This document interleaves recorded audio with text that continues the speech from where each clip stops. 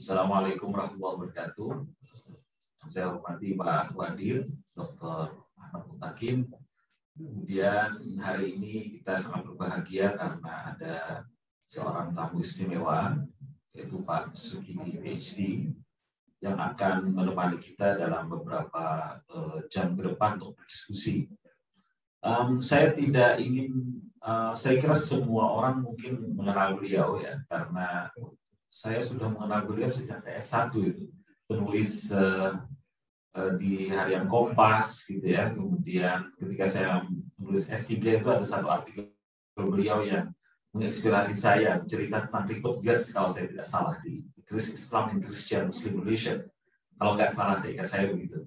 Jadi hari ini sebagaimana tadi dipaparkan oleh istri Cak Nur, beliau punya kedekatan dengan seorang figur penting di Indonesia, Nur Khalis Majid, dan saya kira bukan hanya kedekatan personal tapi juga gagasan.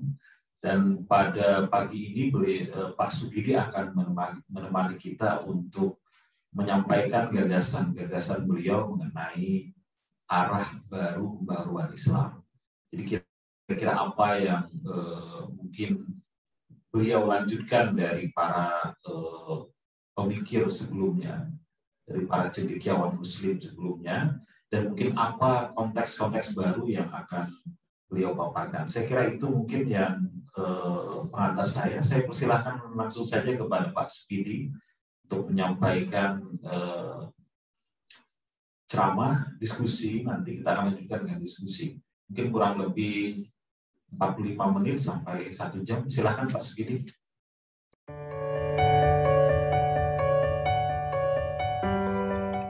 Di awal tadi Saudara Sugidi mengungkapkan kenangannya waktu di rumah. Saya malah tidak ingat tanggal 13 Juni waktu itu ya. Tuh, coba detailnya. Ini kalau ini bedanya seorang dokter sama ibu rumah tangga yang enggak nih, yang suka lupa tanggal. Saya terharu sekali. Saya tidak menyangka kalau Anda memperhatikan satu persatu rumah saya. Maaf kalau ya saya mungkin ya gimana, sudah lama ditunggu-tunggu, apalagi waktu Cak Nur sakit, selalu yang ditanyakan Anda, mana Sugidi, belum pulang, kenapa nggak pulang-pulang, apa dia kesulitan finansial, apa yang bisa kita bantu. Saya jawabnya selalu nggak tahu, Pak. Sudah saya tanya-tanya, nggak tahu. Kasihan juga jadi. Makanya setelah Anda datang ke rumah, aduh saya terharu sekali, makanya saya menangis, ingat Cak Nur waktu soalnya. Habis ini yang ditunggu-tunggu, nggak taunya alhamdulillah kok saya yang masih bisa ketemu, tapi Cak Nurnya nggak bisa ketemu. Terima kasih sebesar-besarnya Saudara Sugidi. Ya, mudah-mudahan perjuangan Anda terus dalam lindungan Tuhan, dan mudah-mudahan juga bisa menginspirasi generasi muda semuanya. Terima kasih dan wassalamualaikum warahmatullahi wabarakatuh. Terima kasih banyak Mbak Umi. Terima kasih banyak. Pertama, terima kasih banyak. Selamat pagi dan salam sejahtera buat Bapak, Ibu, adik, mahasiswa, mahasiswi semuanya. Pertama, tentu saja ini satu kehormatan buat saya. Kehormatan karena diundang oleh program studi Pascasarjana UIN, dan juga kehormatan tambahan karena yang mengundang saya antara lain kakak kelas saya di MANPK Yogyakarta, Mas Ahmad Mutakin, sehingga ada reuni antar kakak kelas dan adik kelas. Ini satu kehormatan tersendiri buat saya. Terima kasih buat seluruh sivitas akademika di UIN Yogyakarta, terutama di program Pascasarjana. Dan saya juga mau menyampaikan satu terima kasih juga kepada sahabat-sahabat dekat saya yang telah meluangkan waktu untuk hadir pada acara pagi ini. Pertama dan utama tentu saja Kiai Ulil Absar Abdallah. Beliau adalah sahabat baik saya yang mungkin lebih dari 20 tahun kami bersahabat cukup panjang. Dan juga adik kelas saya, Mas Burhanuddin Muhtadi. Beliau ini adik kelas yang elektabilitasnya sudah pasti melampaui elektabilitas saya maupun Mas Ulil. Burhanuddin Muhtadi ini adalah ilmuwan politik yang mungkin sekarang rising star untuk studi politik di Indonesia. Satu kehormatan Mas Burhan hadir karena sebenarnya ada motif kenapa Mas Burhan, Mas Ulil hadir pada acara pagi ini, terutama karena kami bertiga ini adalah anak kandung dari pemikiran pembaruan Islam Nurholis Majid.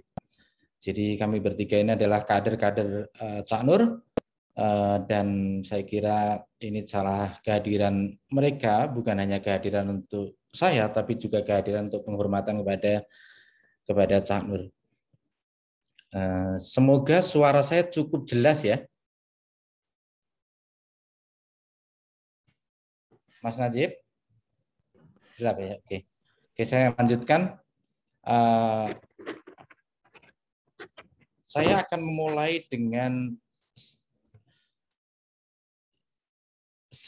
memulai dengan proyek reformasi Islam, pembaruan Islam ini dalam dua konteks. Pertama, saya ingin meletakkan konteks pembaruan Islam ini within a discursive tradition of Islam. Jadi ini ingin saya letakkan dalam konteks tradisi Islam itu sendiri.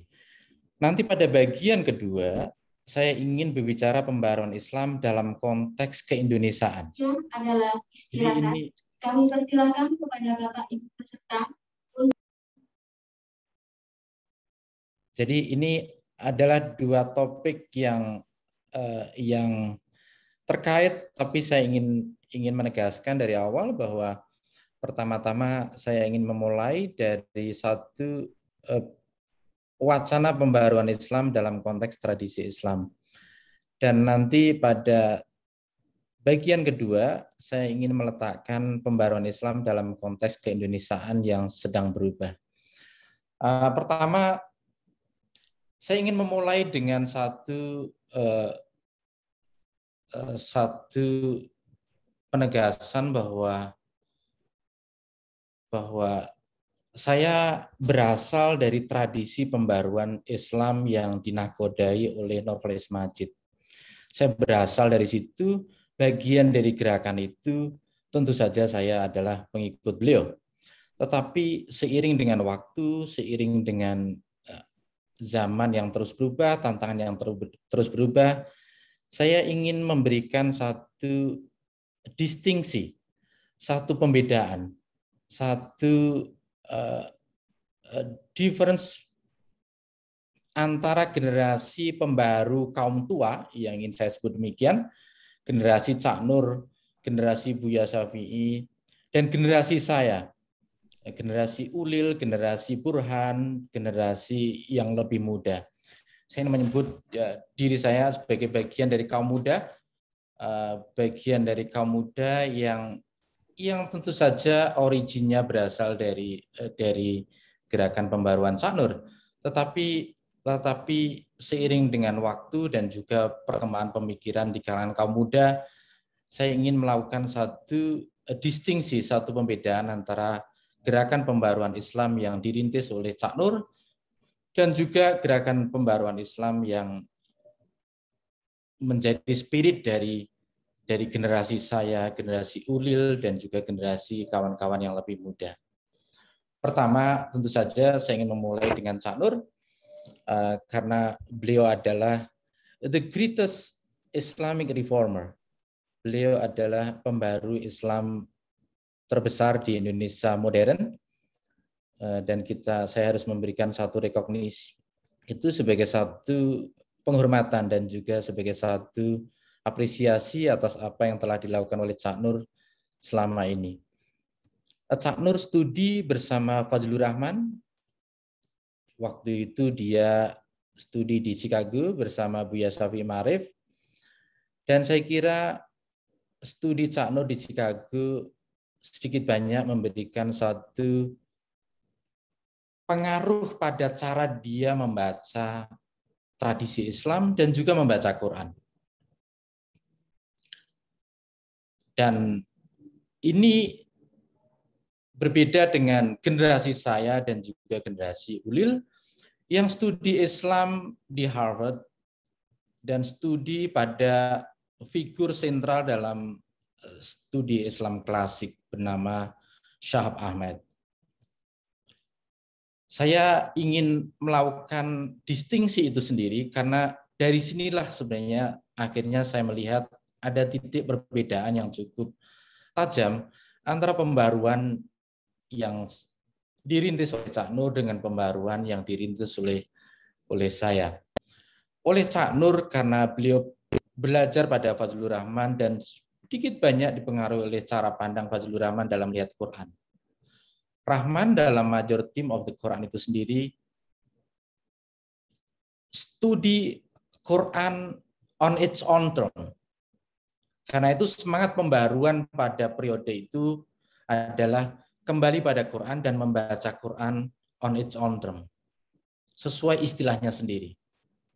Karena itu ar-ruju ilal Quran, kembali pada Quran, itu menjadi satu metode pembaharuan Islam waktu itu. Sementara saya, slogannya tidak kembali pada Quran.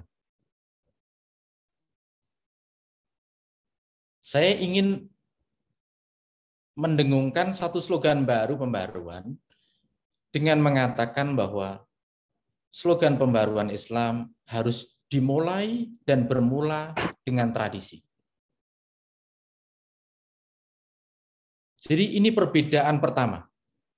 Generasi Cak Nur dan generasi saya. Generasi Cak Nur juga tentu saja bagian dari mindset pada periode itu adalah Muhammadiyah itu sendiri yang juga menjadi organisasi pembaharuan Islam di dunia modern. Dan slogan yang begitu dikenal di kalangan Muhammadiyah tentu saja kembali pada Quran. Sementara saya tidak melihat urgensi kembali pada Quran itu sebagai satu metode pembaharuan Islam. Saya ingin lebih bersikap humble, bersikap rendah hati untuk kembali kepada tradisi. Itu pertama. Karena itu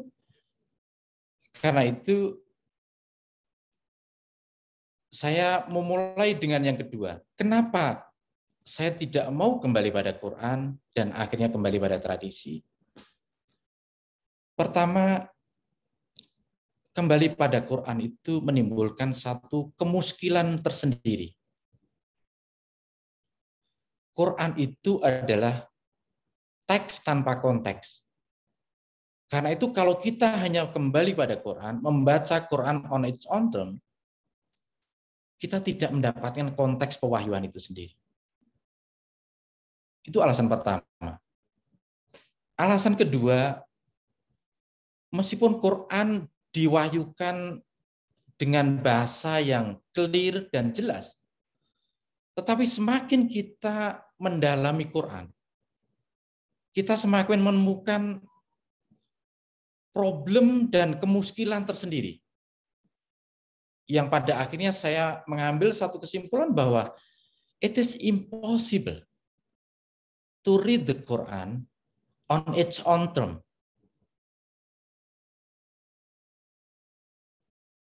Karena itu, saya ingin menawarkan satu proposal pembaharuan Islam, not by reading the Quran on its own term, tapi by reading the Quran through the lens of tradition.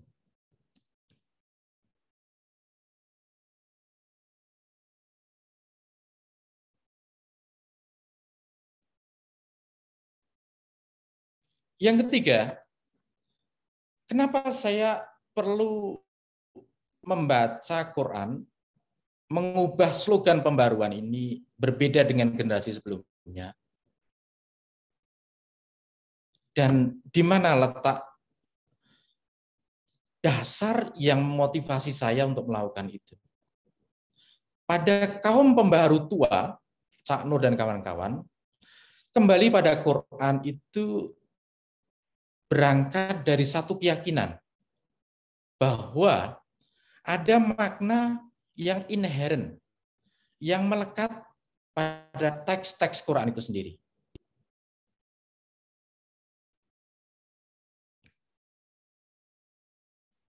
Sementara saya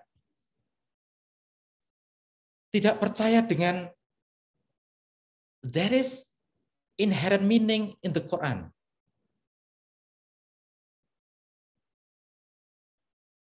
Saya justru ingin mengajukan satu proposal pembaharuan baru bahwa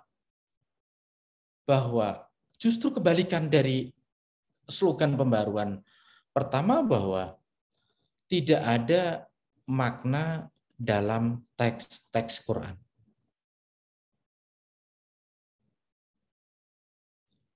Dan pembedaan ini saya kira cukup tegas antara generasi kaum tua dan generasi saya. Kita semua bisa cek dalam karya-karya Cak Nur, karya-karya Buya, karya pembaharu Islam di Indonesia. Adakah yang berani mengatakan bahwa tidak ada makna dalam teks-teks Quran?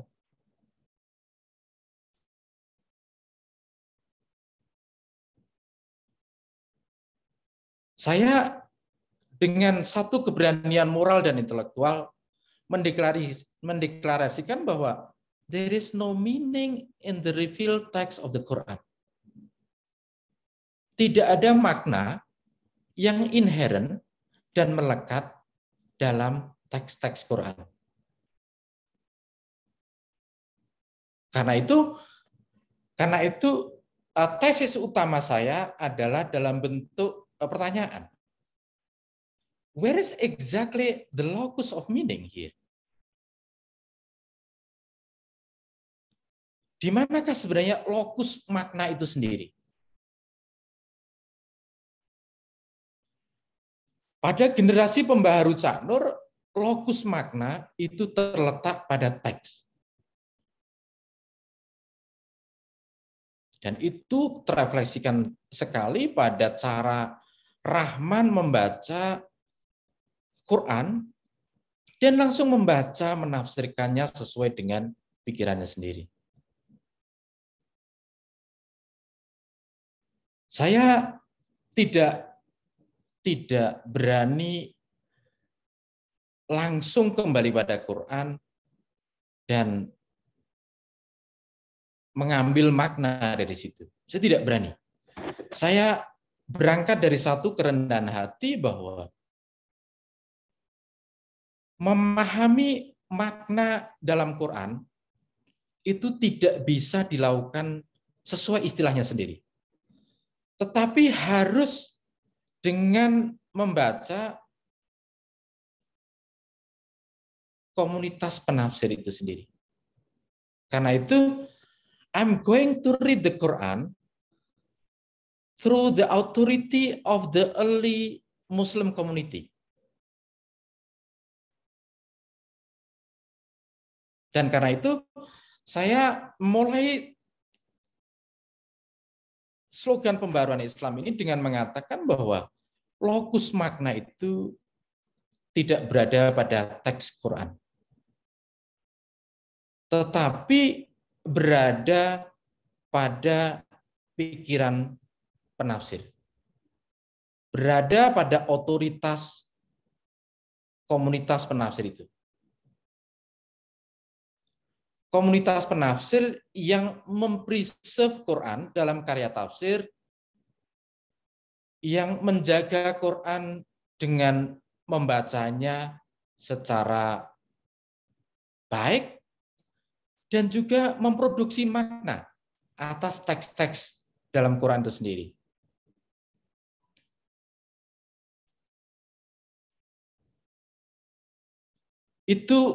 Itu perbedaan yang sangat subtil antara pembaharuan Islam pada generasi Cak Nur dan pembaharuan Islam pada generasi saya. kenapa saya perlu membaca Quran tidak secara langsung, tetapi melalui otoritas komunitas tafsir? Ini terkait dengan satu metode. How do we know what happened in the past? Bagaimana kita tahu tentang apa yang terjadi pada masa silam?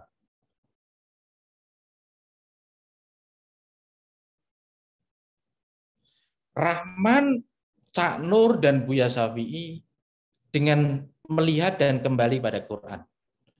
Dengan satu keyakinan bahwa there is meaning in the text of the Quran. Saya tidak berani kembali langsung kepada Quran. Karena apa?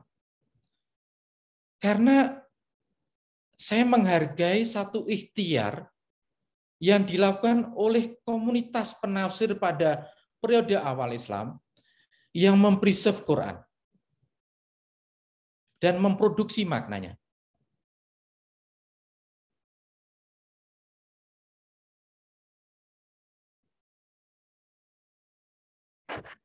Karena itu saya ingin menegaskan bahwa cara terbaik untuk memahami makna Quran itu dengan menggunakan instrumen tradisi. Tradisi apa? Saya secara spesifik gunakan tradition of interpretation. Tradisi penafsiran itu sendiri. Yang di-preserve melalui karya tafsir.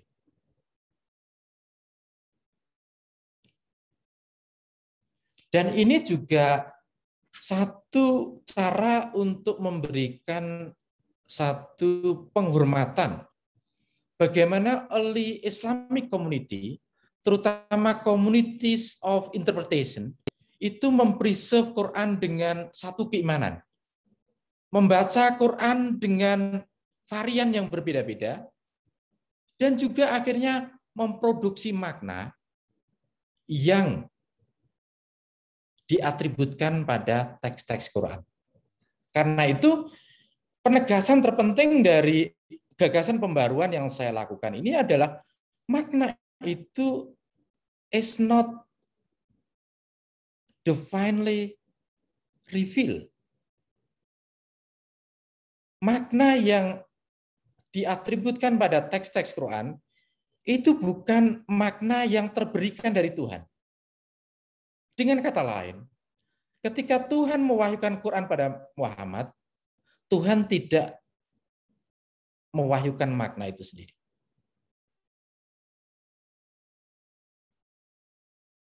Sementara pada generasi kaum tua, pembaru tua, mengasumsikan bahwa Tuhan langsung mewahyukan lafaz dan makna sekaligus.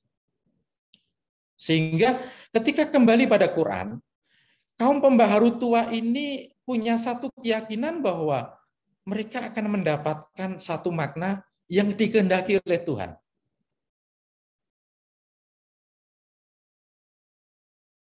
Mereka berangkat dari satu keyakinan bahwa di dalam Quran itu ada makna yang dikehendaki oleh Tuhan. Dan itu makna yang diwahyukan dalam proses pewahyuan itu sendiri.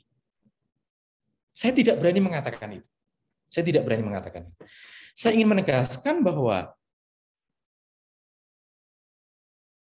meaning itu tidak terberikan pada proses pewahyuan itu.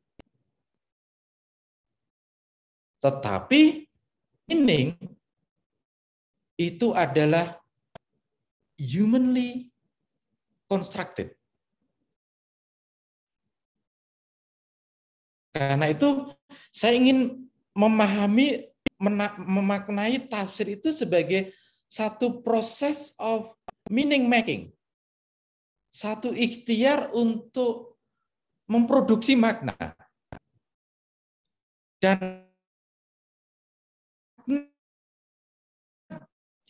yang diatributkan pada teks-teks adalah makna yang produk Tuhan.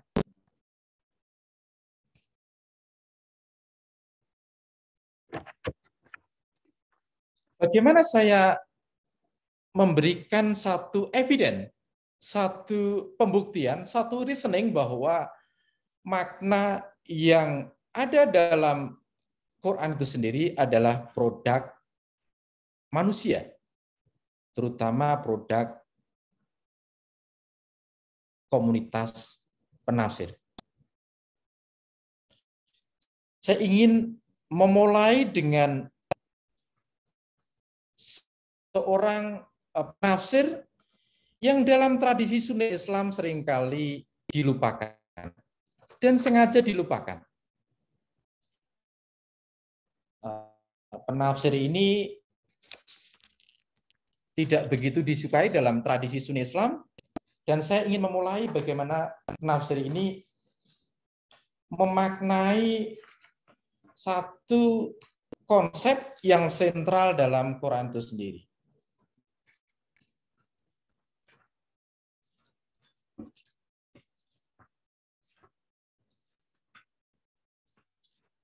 Konsep yang saya sebut sentral dalam Quran adalah konsep wahyu itu sendiri.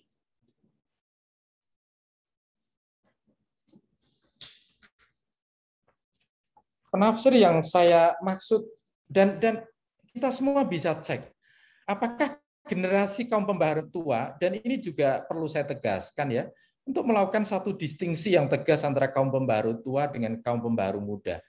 Kaum pembaharu tua tidak akrab dengan tradisi Islam pada periode 200 tahun pertama Islam. Cak Nur seringkali melihat periode Nabi dengan lensa Robert Bella. Saya tidak mau melakukan itu. Tidak mau melakukan itu. Saya ingin melihat pada periode ini dengan lensa memori dari early Muslim community. Karena apa?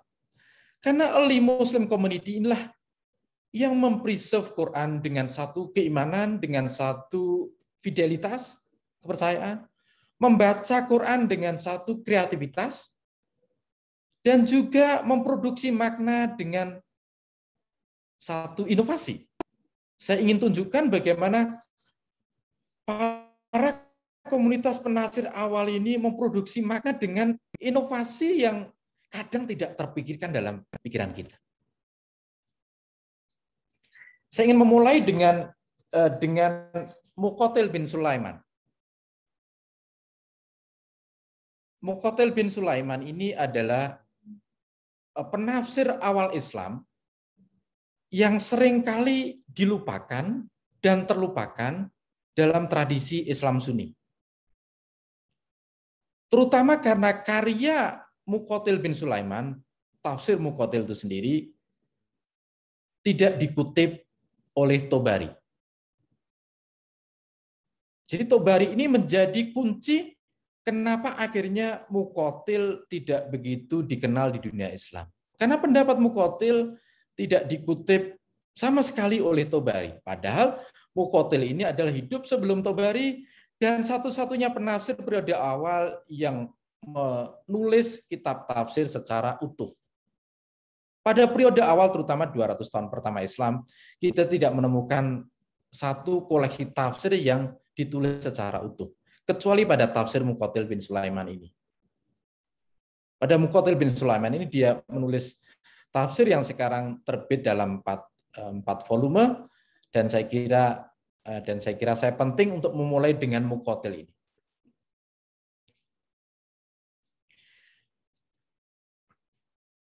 Muqatil menafsirkan satu konsep yang disebut wahyu. Kalau dalam memori kita di dunia modern, wahyu itu rujukannya seringkali identik dengan Quran itu sendiri. Karena itu, saya ingin memulai ini dengan satu ulasan yang brief tentang bagaimana makna wahyu ini tidak tunggal, tidak monolitik, dan juga tidak stabil. Makna wahyu dalam tradisi Islam awal itu mengalami apa yang saya sebut sebagai the fluidity of meaning. Makna yang masih cair. Dan rujukan saya untuk meneguhkan tesis ini tentu saja rujukan pada tradisi. Pada tradisi penafsiran yang dipreserve kepada kita dalam bentuk tafsir Muqatil bin Sulaiman ini. Muqatil pertama kali menafsirkan wahyu dengan makna yang inklusif. Inclusive revelation. Bahwa wahyu itu adalah merujuk pada apa yang Jibril turunkan kepada Muhammad, kepada Nuh, kepada nabi-nabi sesudahnya. Dan inilah konsep pewahyuan yang seringkali dikutip oleh Cak Nur. Bahwa apa yang diwahyukan kepada Muhammad itu adalah apa yang juga diwahyukan kepada nabi-nabi sebelumnya. Tapi kalau kita hanya berhenti memaknai wahyu hanya pada makna ini saja, maka kita menjadi kehilangan satu makna yang sebenarnya plural, beragam, dan seringkali kontradiktif. Karena itu, saya ingin menyajikan makna kedua dari wahyu itu sendiri. Yang tentu saja rujukan saya pada Muqatil bin Sulaiman. Muqatil bin Sulaiman memaknai wahyu yang kedua yang disebut dengan inspiration, ilham. Kalau makna wahyu yang pertama adalah revelation, wahyu itu sendiri. Yang kedua, makna wahyu itu yaitu adalah ilham, inspiration. Dan ketiga Muqatil memberikan satu makna yang tidak terkait wahyu sebagai revelation, juga wahyu sebagai inspiration, tapi yang ketiga wahyu sebagai kitabah.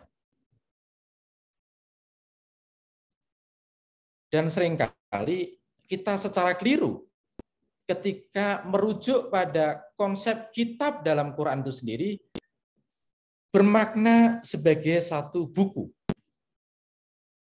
Dan ini kalau kita hanya kembali pada Quran dan ketemu kata kitab memaknai sebagai satu buku, ini sudah mengandaikan satu kesalahan yang fatal.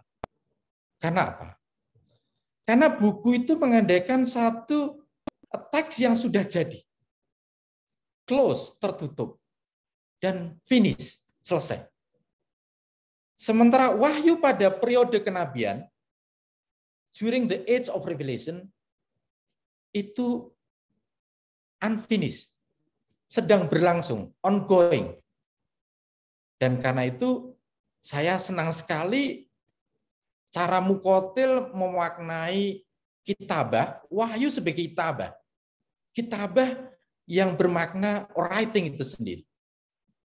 Writing yang mengandaikan selalu terbuka, karena itu ada konsep nasih mansukh, itu karena selalu ada ruang terbuka untuk merevisi wahyu yang diturunkan sebelumnya dengan wahyu yang baru.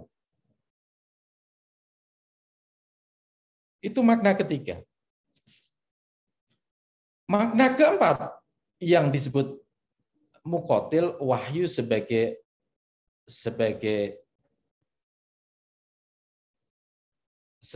perintah. Dan dia sebagai perintah, sebagai divine command, sebagai al-amr. Yang ini tidak ada kaitannya dengan wahyu sebagai revelation, wahyu sebagai inspiration, wahyu sebagai writing, tapi ini wahyu sebagai divine command, sebagai al-amr. Dan terakhir, saya ingin merujuk makna terakhir wahyu yang disebut sebagai kalamullah, divine speech. Nah, sekarang saya ingin bertanya, apakah 5 makna wahyu yang tidak tunggal, tidak monolitik, tidak seragam, tidak sama, tidak satu, tetapi beragam, plural, dan bahkan kontradiktif, ini adalah makna yang diturunkan Tuhan? Saya tidak berani mengatakan itu.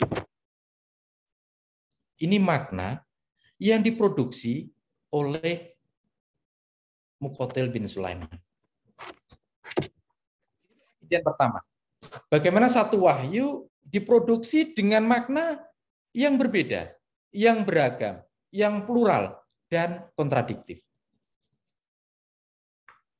Sekarang saya ingin beralih pada makna, pada eviden kedua,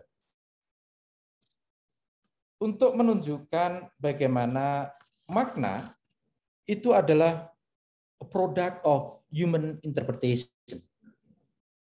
The meaning is not divinely given.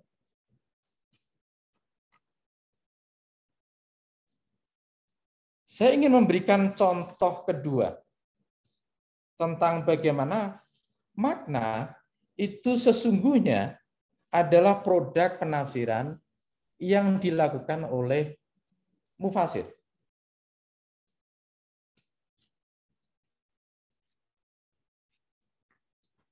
Makna yang kedua ini, eviden yang kedua ini adalah terkait dengan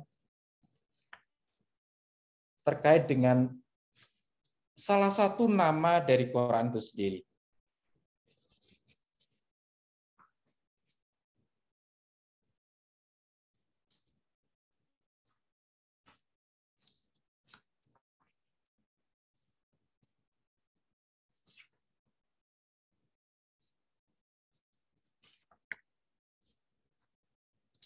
Contoh yang kedua adalah, what is exactly the meaning of Quran? Ini contoh kedua. What is exactly the meaning of Quran? Kalau kita kembali pada Quran dan misalnya datang ke pengajian, ke masjid, kita akan menemukan satu pemahaman umum bahwa Quran itu ya mushaf.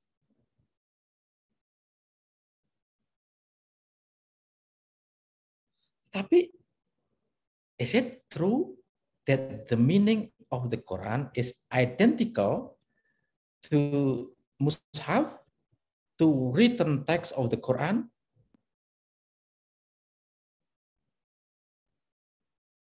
Dan kalau kita kembali pada Quran itu sendiri, kita juga tidak memperoleh satu makna yang jelas.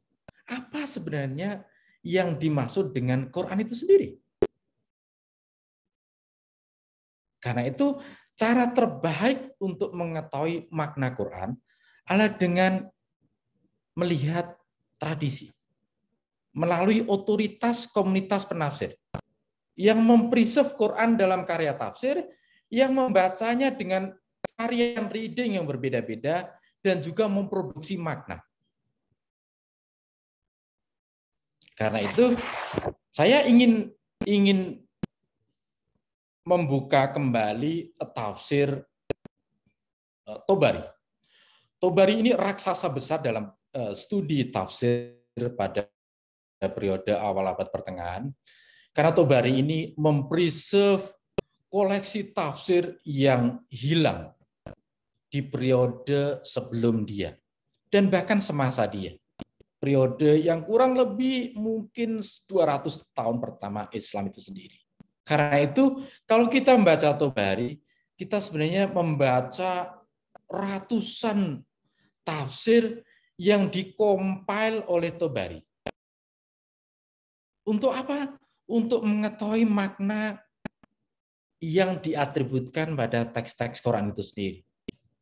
Karena itu, saya ingin memberikan satu perspektif bagaimana Quran itu sendiri, what is exactly the meaning of the Quran itself, itu dimaknai oleh mufasir dengan makna yang berbeda-beda. Makna pertama yang diwakili oleh Abdullah bin Abbas. Ini among perhaps the greatest interpreter in early Islam.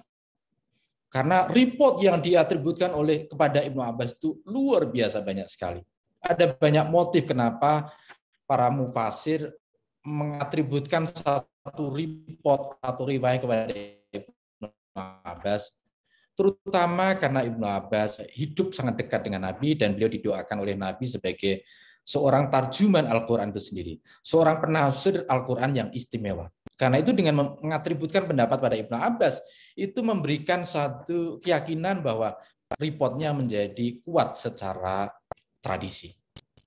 Ibnu Abbas memaknai Quran sebagai satu bacaan, tilawah, qiraah. Itu makna Quran. Jadi Quran itu sendiri sebenarnya tilawah dan qiraah. Reading and recitation. Karena itu, dan saya bisa menghayati pemaknaan Quran sebagai satu reading and the act of reciting divine word loudly. Itu karena apa? Karena yang terjadi pada fase pewahyuan itu adalah fase di mana wahyu itu memang di-recite. Jadi jangan mengandaikan bahwa Tuhan atau Jibril datang ke Muhammad dengan satu mushaf. Tetapi yang justru terjadi adalah proses reading, proses pembacaan yang dilakukan oleh Jibril kepada Muhammad atau yang dilakukan Tuhan secara langsung kepada Muhammad.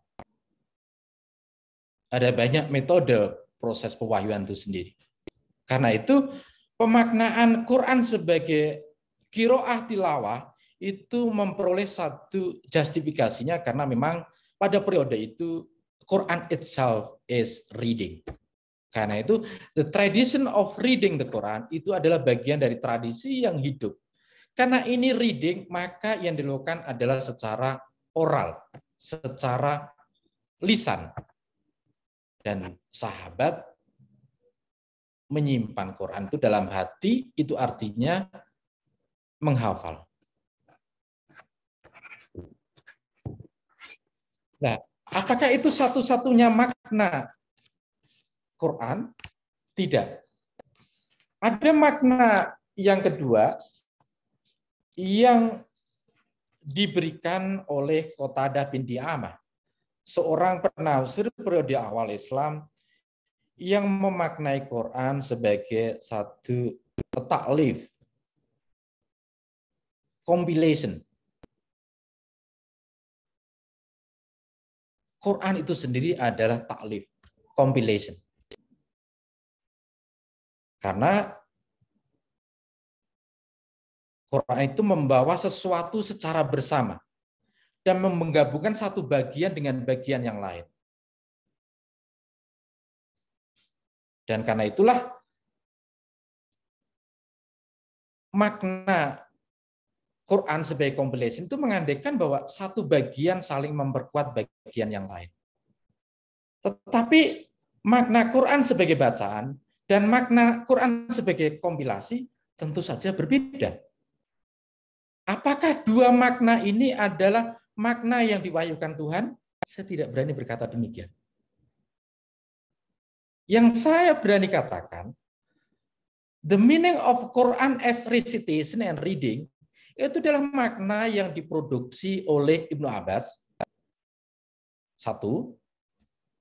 Dan yang kedua, the meaning of the Quran as compilation, as ta'lif, itu adalah makna yang diproduksi oleh Qatadah bin Di'amah.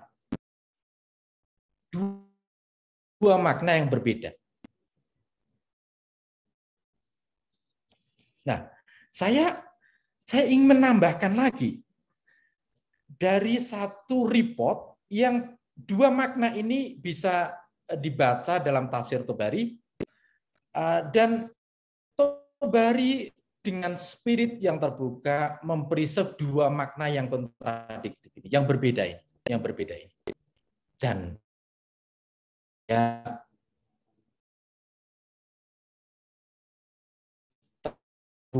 buka, jujur, dan tidak satu dalam tafsirnya. Tetapi ada satu report yang tidak di-preserve di karya Tafsir Tobari, tetapi di-preserve di karya Al-Suyuti. Saya kagum dengan Suyuti ini, dan Suyuti ini adalah bagian dari pembaru. Dia menyebut dirinya sebagai seorang mujadid. Dan Suyuti ini dikenal di dunia Islam, terutama di Indonesia, karena tafsir Jalalain. Tetapi Suyuti ini sebenarnya raksasa intelektual yang menulis satu karya tafsir yang monumental. Karya tafsir yang berjudul Ad-Dur wal Mansur itu sendiri. Karena itu, saya ingin menengok Suyuti sebentar untuk melihat bagaimana Suyuti memberikan satu penamaan Quran yang memiliki paralelisme dengan Taurat dan Injil itu sendiri. Dalam satu karya yang monumental yang selalu menjadi bacaan lebih populer dibanding karya Al-Zarqawi, Al-Burhan fi Ulumil Quran, Suyuti menulis satu teks yang kemudian menjadi klasik dan menjadi canonical dalam studi Quran. Al-Itqan fi Ulumil Quran itu sendiri. Dalam Al-Itqan, saya menjumpai satu report yang menarik sekali ketika Suyuti menafsirkan bahwa Quran itu sendiri memiliki paralelisme dengan penyebutan Taurat dan Injil. Ada dua report. Report pertama, saya bacakan terjemahnya. Ibnu Duros dan otoritas lainnya telah melaporkan dari Ka'ab bahwa dia berkata, di dalam Taurat dikatakan, "Oh Muhammad, aku akan mengirimkan kepada kamu Taurat baru yang akan membuka mata orang buta, telinga orang tuli, dan hati orang kotor." Taurat baru inilah yang disebut dengan Quran. Jadi Suyuti pada periode itu dia secara rileks menyebut Quran dengan sebutan Taurat baru. Dan dia tidak ada satu sikap yang relaktan. Dia jujur mengatakan itu, dan buat saya ini satu keberanian intelektual tersendiri. Report yang kedua yang diatributkan pada Ibnu Abi Hatim yang meriwayatkan dari Qatadah bahwa dia berkata. Berarti ini report yang akhirnya kembali pada Qatadah bin Di'amah yang saya sebut di awal tadi. Ketika Musa menerima lembaran-lembaran Taurat, dia berkata, "Oh Tuhan, saya temukan di lembaran-lembaran Taurat sebuah komunitas yang kitab sucinya berada di hati mereka. Anajiluhum fi qulubihim. Jadikan mereka komunitasku." Tuhan pun menjawab, "Itulah komunitas Ahmad."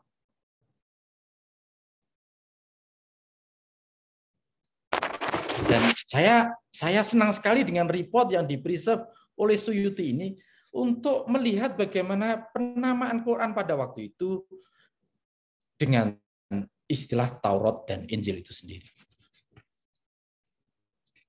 Apakah makna Quran dengan penamaan yang berbeda-beda ini adalah divinely given, divinely revealed? Saya tidak berani mengatakan itu. Ini adalah makna yang diproduksi oleh komunitas penafsir, oleh Ibnu Abbas, oleh Qatadah bin Di'amah, oleh Suyuti. Itu eviden yang kedua. Kenapa saya mengambil satu kesimpulan bahwa the meaning is not divinely revealed. the meaning is human construction.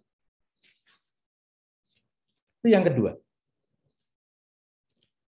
Berapa menit lagi ya, Mas Moderator, waktu saya? Atau bebas? Boleh lanjut lagi. Iya.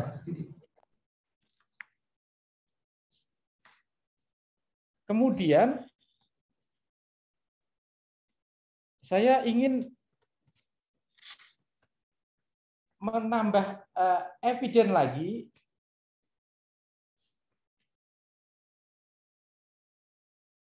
dalam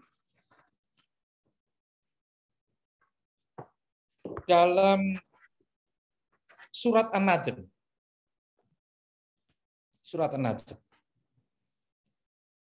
Surat An-Najm ini menarik sekali karena persis pada surat An-Najm itulah kita memperoleh figur reformer yang mempengaruhi jalan pikiran Cakno dan Buya, yang membaca surat An-Najm langsung kembali pada teks An-Najm itu sendiri. Sehingga ketika Fazlur Rahman misalnya menerjemahkan Wan Najmi Idza Hawa, ya dia akhirnya kembali pada satu makna bahwa demi bintang ketika ia terjatuh.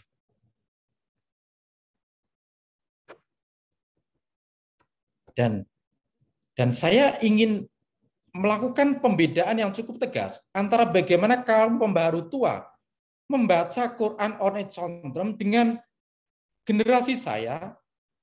Setidaknya kalau saya tidak punya pengikut atau kawan yang senafas dengan pikiran saya sendiri, ya sayalah.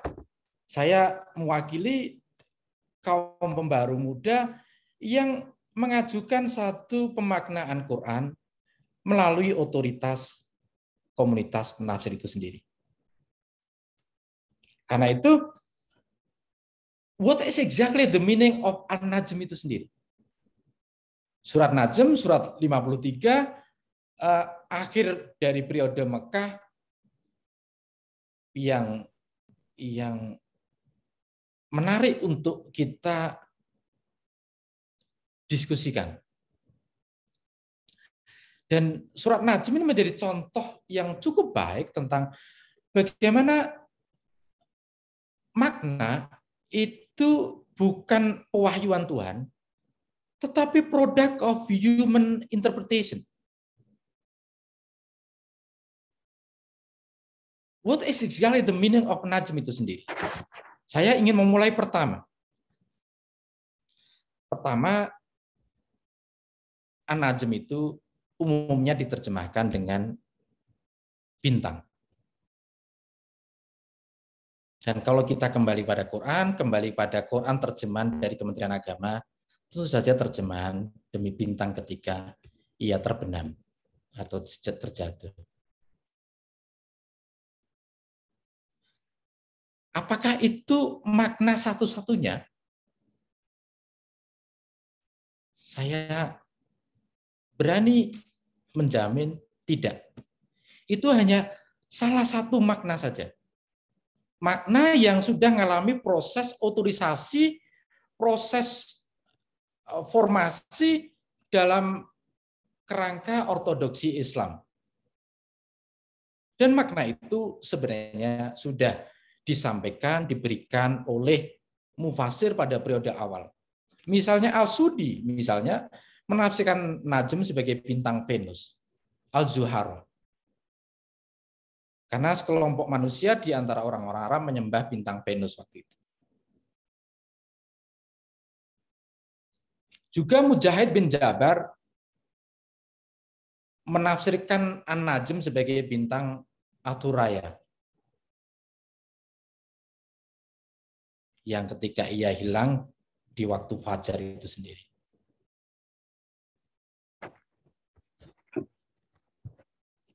Nah, saya tidak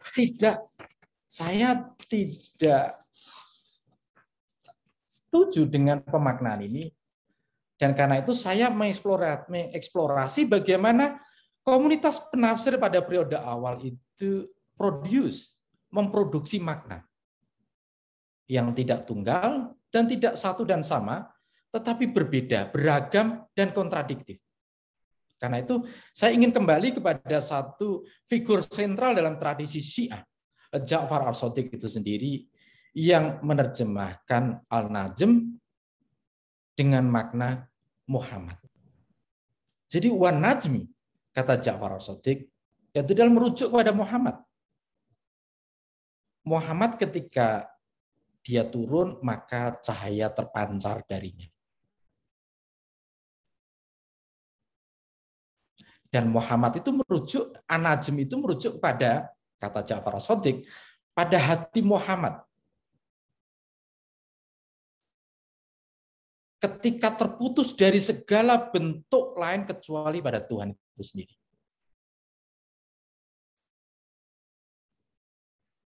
Jadi dari Al-Sudi, Al-Mujahid yang menerjemahkan makna An-Najm sebagai satu bintang, kemudian kita beralih kepada Ja'far al-Shadiq.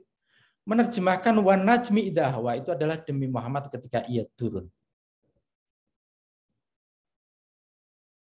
Ketika ia turun, maka cahaya terpancar darinya. Saya ingin juga menyajikan satu pendapat yang bercorak sufistik seperti Ja'far al-Shadiq, yaitu pendapat Sahal Abdullah Al-Tustari yang menulis satu tafsir Al-Quran Al-Azim, yang memproduksi wan najmi idza hawa, yang memaknai wan najmi idza hawa tidak sebagai bintang, tetapi sebagai Muhammad. Wan najmi idza hawa, kata Al-Tustari, itu merujuk kepada demi Muhammad ketika ia kembali dari langit.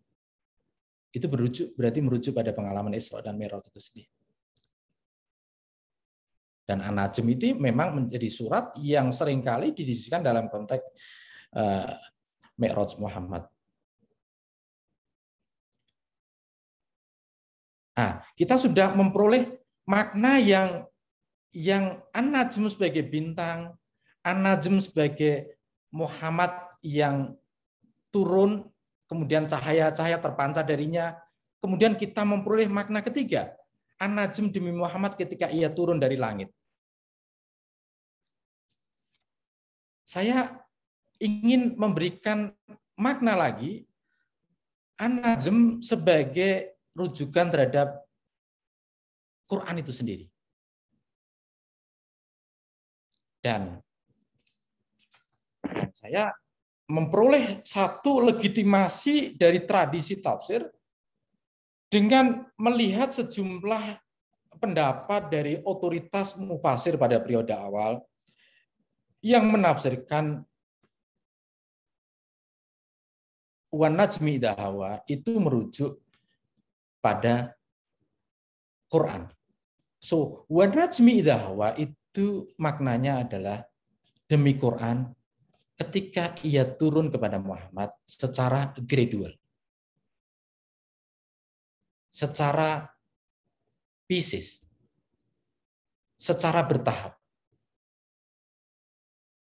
Nah, ini pendapat yang bisa dicek, dilihat kepada tafsir yang diatributkan pada Abdullah bin Abbas, kepada Mujahid bin Jabar, kepada Zaid bin Ali, kepada Muqatil bin Sulaiman, dan juga kepada seorang grammarian yang sangat terkenal, Al-Faro itu sendiri. Karena itu, Ibnu Abbas misalnya menafsirkan wan najmi idza hawa itu bukan dengan demi bintang ketika ia turun, tetapi dengan satu tafsir yang cukup inovatif. Karena Ibnu Abbas menafsirkan wan najmi idza hawa ini adalah, saya bersumpah demi Al-Quran ketika ia turun secara gradual, sedikit demi sedikit, 3-4 ayat dan surat itu sendiri.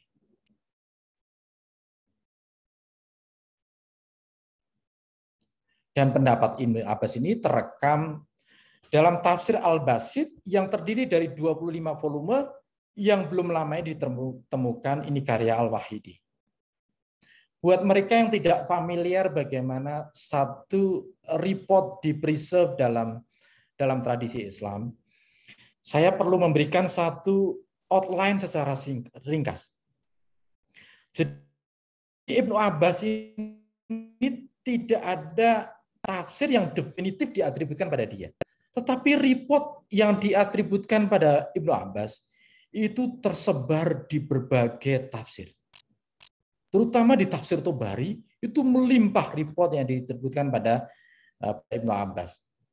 Tetapi ada satu report yang tidak di-preserve di Tobari, kita bisa dapatkan di satu report yang di-preserve oleh Al-Wahidi.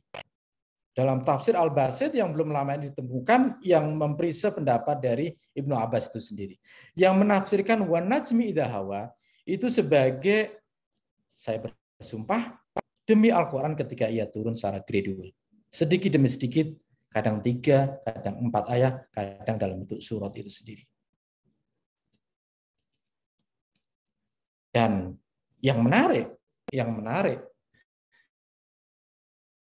saya juga mendapatkan pemaknaan wan najmi idza hawa. Yang uniknya pendapat Muqatil ini tidak di-preserve di tafsir Tobari. Tapi karena tafsir Muqatil ini sampai pada kita secara independen, secara utuh, maka kita bisa mengecek langsung. Meskipun pendapat Muqatil tidak di-preserve di Tobari, tapi kita bisa melihat secara langsung bagaimana Muqatil menafsirkan wan najmi idza hawa. Kata Muqatil, wan najmi idza hawa itu adalah Tuhan bersumpah demi Al-Quran. Wan najmi idza hawa itu berarti turunnya Al-Quran dari langit kepada Muhammad secara gradual. Yang itu juga selaras dengan firman Tuhan pada surat Al-Waqiah ayat 75. Fala uqsimu bil mawaqi'in nujum. Yang umumnya kalau kita kembali ke terjemahan Quran di Kementerian Agama, maka diterjemahkan sebagai saya bersumpah demi bintang-bintang, turunnya bintang-bintang. Tapi oleh Muqatil, dia terjemahkan, dia tafsirkan, dia produksi makna yang sama sekali berbeda, yaitu adalah tidak, saya bersumpah demi turunnya Al-Quran secara berangsur-angsur. Fala uqsimu bil mawaqi'in nujum itu sendiri. Nah, makna najm yang beragam itu, apakah produk Tuhan? Saya tidak berani mengatakan demikian. Saya tidak berani mengatakan Tuhan. Apakah makna yang umumnya dipahami an-najm sebagai bintang, itu adalah makna yang diwahyukan Tuhan? Saya tidak berani mengatakan demikian. Saya dengan sikap rendah hati ingin mengatakan bahwa makna itu adalah produk dari penafsir.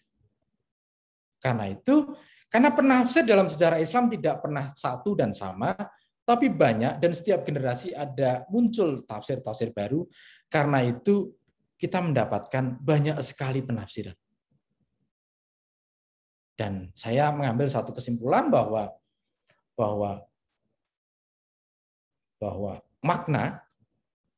makna dalam teks-teks Quran adalah produk dari penafsiran manusia. Dengan kata lain, makna itu adalah produk manusia itu sendiri.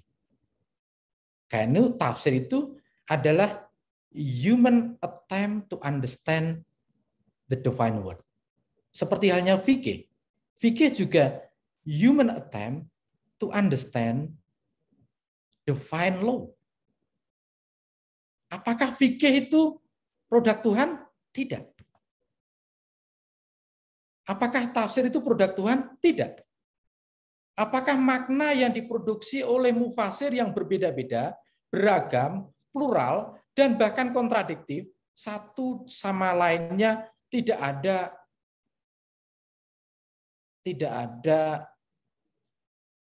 korelasi dan bahkan berbeda dan kadang bertentangan, itu adalah produk manusia.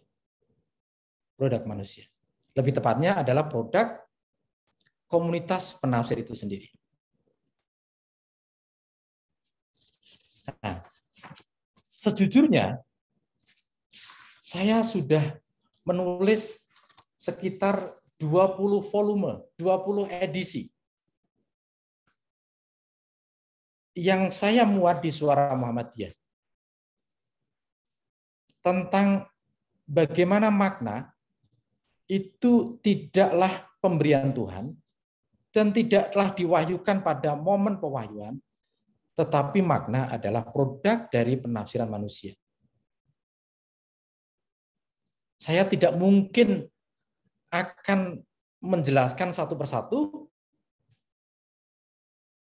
tetapi semua itu bisa dicek, dibaca di Suara Muhammadiyah.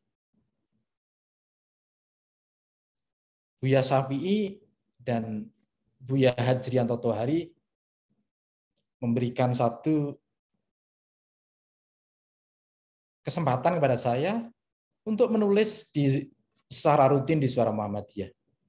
Dan ini juga bagian dari ikhtiar saya untuk memperkenalkan bagaimana Muhammadiyah itu tidak bisa terus-menerus mengandalkan pada slogan pembaruan kepada Quran.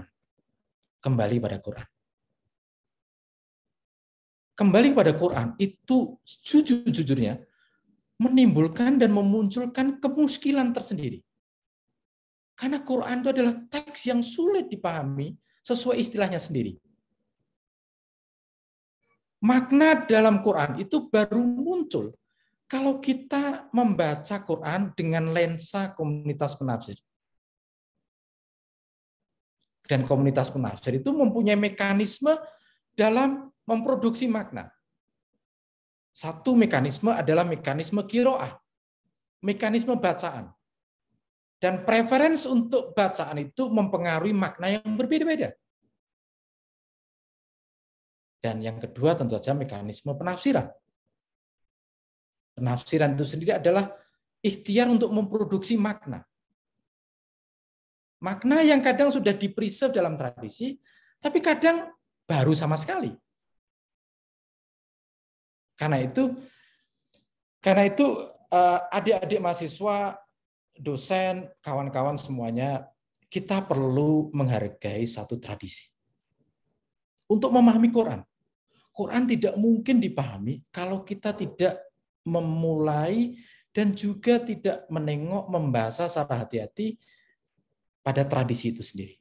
Tradisi yang saya presentasikan pada pagi ini adalah tradisi tafsir.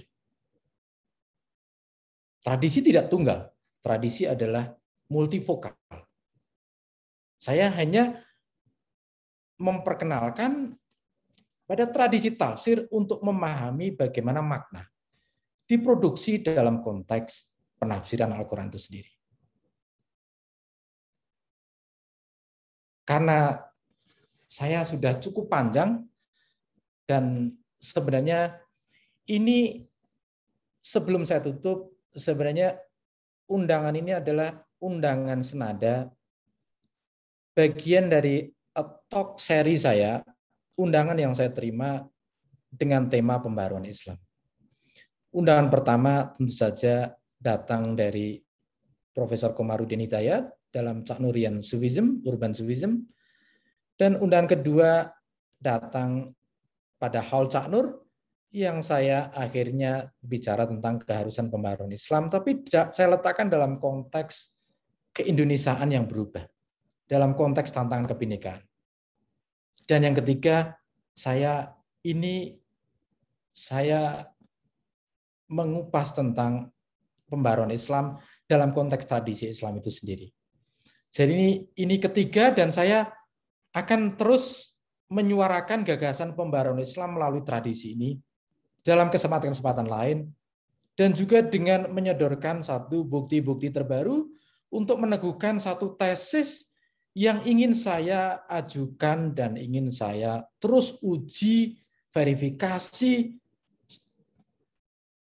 dengan temuan-temuan baru.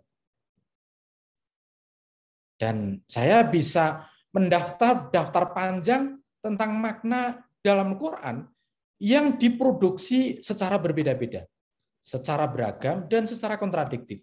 Entah itu makna Al-Furqan itu sendiri, entah itu makna Alkitab itu sendiri, entah itu makna dalam konteks mekanisme pewahyuan, siapa sebenarnya yang mewahyukan Quran kepada Muhammad. Entah itu makna Luqman, makna hikmah, makna kitabah, dan seterusnya. Dan akhirnya saya mengambil satu kesimpulan bahwa makna itu tidak tunggal, tidak satu, dan tidak sama. Tetapi plural, beragam, dan seringkali kontradiktif. Dan para mufasir bersikap rendah hati untuk memproduksi makna-makna yang berbeda. Mereka tidak mengklaim bahwa ini makna yang paling benar. Tentu saja ada mekanisme konsensus yang pertama kali diperkenalkan oleh Tobari. Bahwa Tobari selalu bilang bahwa makna yang disepakati oleh mayoritas ulama adalah makna ini. Tetapi itu tidak lantas mengurangi ikhtiar kita untuk terus melakukan investigasi tentang kemungkinan-kemungkinan makna lain yang diberi pada tafsir-tafsir terutama setelah Tobari. Karena pada tafsir-tafsir yang setelah Tobari itu bermunculan makna-makna baru yang tidak diproduksi oleh Tobari. Terutama tafsirnya Al-Maturidi, terutama tafsirnya Al-Wahidi, terutama tafsirnya Al-Thalabi, dan banyak lagi. Saya kira itu saja bagian kedua pidato pembaharan Islam dalam konteks Indonesiaan. Saya cancel, mungkin nanti di lain kesempatan dan lain waktu. Saya ucapkan terima kasih kepada Mas Najib, Mas Mutakin. Mohon maaf kalau ada hal yang kurang berkenan, dan juga mohon maaf kalau ceramah saya cukup panjang. Terima kasih.